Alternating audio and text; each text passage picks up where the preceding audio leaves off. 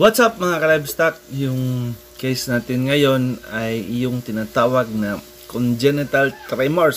Ito yung mga nangyayari sa mga biik or sa Bisaya, sa Bactin or sa English, sa amin sa abroad ay tinatawag na piglets. Ito yung congenital tremors mga ka-livestock. Yung nangyayari dito, yung mga biik ay as you can see in the video, nanginginig na parang naka headbang. So also known as dancing piglets disease or shaking piglet syndrome. So may problema ito sa neuromuscular system ng biik na nagsishake sila involuntarily.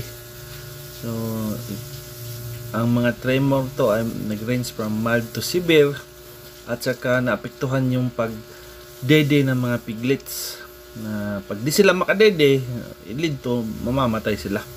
So yung mga severe case, yung mga piglets di na makatayo or makalakad properly, and nang sa makita nyo dyan, yung mga piglets hindi na makasuso dahil palagi silang parang naka-headbang. Supportive care lang ang magagawa natin dito mga ka-livestock at i-ensure natin na adequate yung nutrition. Proper health management lang at saka biosecurity measures ang isang pamaraan para ma-prevent natin to, para hindi na kumatag o hindi mag-spread. Ang isang napaka-hassle sa ganito na kondisyon ay mostly affected ang lahat ng litter. Yung mga preventive measures natin ay ito: provide clean environment para ma-minimize yung potential contaminants. Siguruhin din natin mga ka-livestock na healthy yung breeding stock na ginagamit natin para sa ating project. At saka yung veterinary care vaccinations. Isa, yung quality ng feeds, high quality na prevent sa mag-mold at saka maximum potential through good nutrition. Isa pa ay minimize yung stress, create a free stress environment na kundi saan hindi sila natitrigger na mag-dancing pig syndrome kagaya ng nasa video yan, triggered by stress.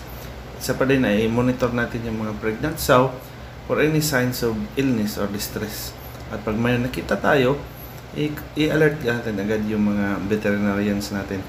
At saka ang pinaka-importante ay yung biosecurity. Huwag natin pababayaan na walang biosecurity ang ating farm. Kasi ito yung isang paraan na ma-prevent yung entry ng mga sakit. There is to observe and proper intervention timely. Monitor natin yung mga piglets kung meron ba mga signs para immediately ma-act natin to prevent worsening or lumala yung kondisyon ng mga hayop natin. So makita nyo dito mga ka-livestock na hindi sila masyadong nakakasuso. At ang buong litter o buong magkakapatid na sila ay nahihirapan talaga sa kondisyon na dancing pig. So, pero pag na-observe nyo sa nakahiga lang, relax lang, hindi sila na nagda-dancing pig or nagda-tremor.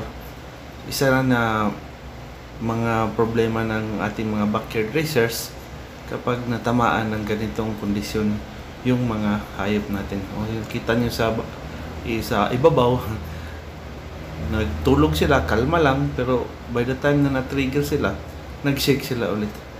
So, ang isang pamaraan nito ay pag nagpakita ng mga signs ng ganito ay stop na natin siya as a breeding material. Kasi may potential na siya na i-spread niya or ipasa niya sa mga anak niya. So, ito yung makita niyo, relax lang, hindi na trigger, pero by the time na ma-excite, matitrigger ulit. So napakahirap pag ganito yung production natin. So yun lang mga ka-livestock. Like, share, and subscribe. And as always, glory to God.